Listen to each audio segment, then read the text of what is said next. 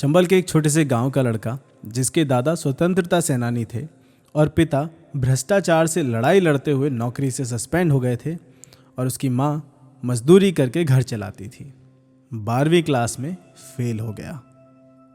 Pushpa animal या डंकी होती तो वो अपराध की दुनिया में चला जाता और सारे बुरे काम करते हुए अंत में विलन से बदला लेता तो सब सीटियां बजाते। पर फिल्म 12वीं फेल में वो लड़का आईपीएस ऑफिसर बना। जानते हैं क्यों? क्योंकि ये कहानी आईपीएस ऑफिसर मनोज कुमार शर्मा की सत्य कथा है और सच्चे भारत पर जब भी फिल्में बनेगी अच्छी बनेगी। 2005 बैच के महाराष्ट्र कैडर के आईपीएस मनोज कुमार शर्मा की कहानी किसी फिल्म से कम नहीं है और इसलिए जब इस पर फिल्म बनी तो अच्छी, लेकिन किसी ने देखी नहीं। फिल्म ने केवल 65 करोड़ का बिजनेस किया, लेकिन वो बनी 20 करोड़ के बजट में थी तो अच्छी कमाई कर गई। लेकिन इस वीकेंड जब ओटीटी हॉटस्टार पर रिलीज हुई तो लोगों ने देखा कि उन्होंने क्या मिस कर दिया। तब से मनोरंजन जगत में उसी के चर्चे हैं। ये है सच की शक्ति, ये है धरती की खुशबू से जुड़ाव, ये है सच्चे भारत का संघर्ष।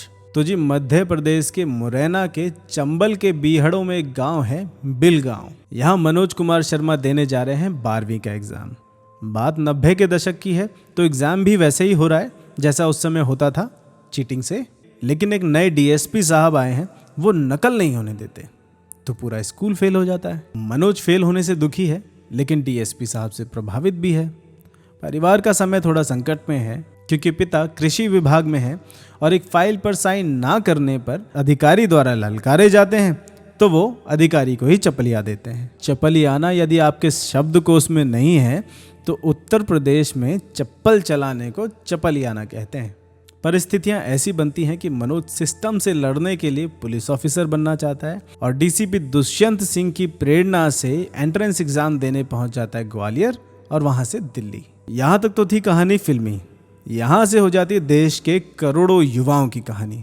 उनकी खुद की नहीं तो कम से कम देखी भाली कहानी, उनके किसी न किसी दोस्त की कहानी उन अभावों की जो कुछ तो सिस्टम से मिले हैं और कुछ कोरी किस्मत के हाथों।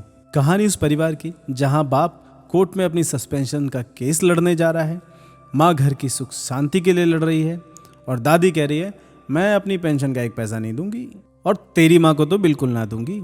सास बहू सीरियल में सास का रोल करने वाली सरिता जोशी ने अपने 15 मिनट के रोल में ऐसी सांस फूंक दी है कि वो जितनी बार बोलती हैं कि मैं अपनी पेंशन का एक पैसा नहीं दूंगी, आप उतनी बार हंसते हैं। लेकिन बीए पास होने पर अपनी जीवन भर की कमाई संदूक से निकाल कर उसे तैयारी के लिए दे देती है तो आप अपने आंसू भी नहीं रोक पाते। आजकल के वोक निब्बा निब्बी को ये फिल्म कहीं कहीं कष्ट भी पहुंचाती है। जब पति अपनी कानूनी लड़ाई लड़ने जाता है तो लड़ाई के बाद भी पत्नी उसे रास्ते के लिए खाना देकर और पैर छूकर भेजती है। अब इंडिया वाले लोगों को ये भारत थोड़ा पिछड़ा नजर आता है। इस फिल्म की सबसे बड़ी सुंदरता ये है कि बड़े से बड़ा दुख हल्के से दिखाकर निकल जाती है। कोई करण जौहर वाला बैकग्राउंड म्यूजिक नहीं, कोई संजय लीला बंसाली वाला मेलोड्रामा नहीं, और फिर शुरू होता है एक सामान्य विद्यार्थी के जीवन का अंतर्द्वंद। अजी वो यूपीएससी में रैंक लाने के लिए केवल थोड़ी 10 लाख कैंडिडेट से लड़ रहा होता है। वो लड़ता है उस भूख से जो उसे घर से पैसे ना मांगने के कारण झेलनी पड़ती है। वो लड़ता है उस निराशा से जो इंग्लिश मीडियम में पढ़ने वाले गाड़ी से चलने वाले स्टूडेंट को देखकर होती है, जिन्हें और कोई लड़ाई नहीं लड़नी होती। और ये केवल उनके मन का डर नहीं है, वास्तविकता है। लास्ट 10 सालों में यूपीएससी में 65% इंजीनियरिंग या मेडिकल बैकग्राउंड वाले आईपीएस ऑफिसर बने हैं, ज़्यादातर इंग्लिश मीडियम वाले। इसलिए वो अपनी महिला मित्र श्रद्धा को झूठ बोल देता है कि वो एरोनॉटिकल इंजीनियर है। हाँ, श्रद्धा से हमने आपको नहीं मिलवाया। एनिमल की तृप्ति डिमरी कल की बात हो गई है। नया नेशनल क्रश है श्रद्धा यानी मेधा शंकर, और तृप्ति की तरह नेशनल क्रश बनने के लिए उसे कपड़े नहीं उतारने पड़े, साड़ी पहनकर ही नेशनल क्रश बन गई। हालांकि पांडे ने इसके बारे में भी चेताया है फिल्म के प्यार का पंचनामा टाइप मोनोलॉग में, जब वो गौरी भैया के टी स्टॉल पर मनोज को समझा रहा है बेटा कुछ बन जाओ नहीं तो छोड़कर चली जाएगी ये। लूजर्स के साथ कोई नहीं टिकना चाहता। ये संदेश जैसे हर स्कूल, कॉलेज और तैयारी करने वाले स्टूडेंट्स को है जो उम्र के कारण अपनी प्रेम कहानी भी साथ में चला रहे हैं।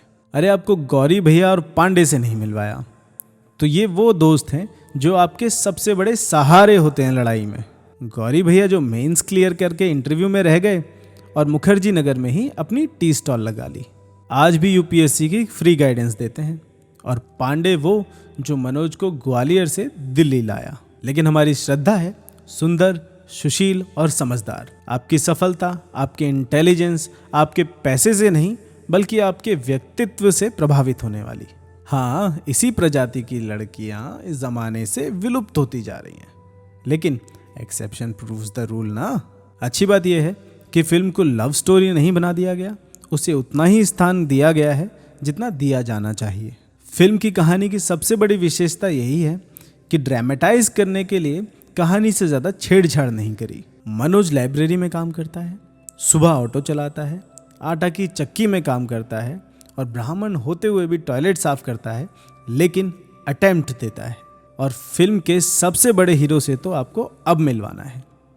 फिल्म के डायलॉग्स, कोई बड़ी बड़ी बातें नहीं, कोई विदेशियों के कोट्स नहीं, अटल जी का हार नहीं मानूंगा यूज किया है, लेकिन वो भी उतना प्रभावी नहीं जितने ओरिजिनल डायलॉग्स। हल्के से बड़ी बात कह जाना, जब दादी के मरने का पता चलता है तो माँ कहती है दादी ने बताने से मना किया था।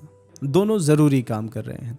गौरी भैया मदद ना लेने पर कहते हैं क्या समझ रहा है तुम, सिर्फ तुम्हारा लड़ाई है ये। और माँ के ये कहने पर कि घर में सब ठीक है, कितना झूठ बोलेगी माँ।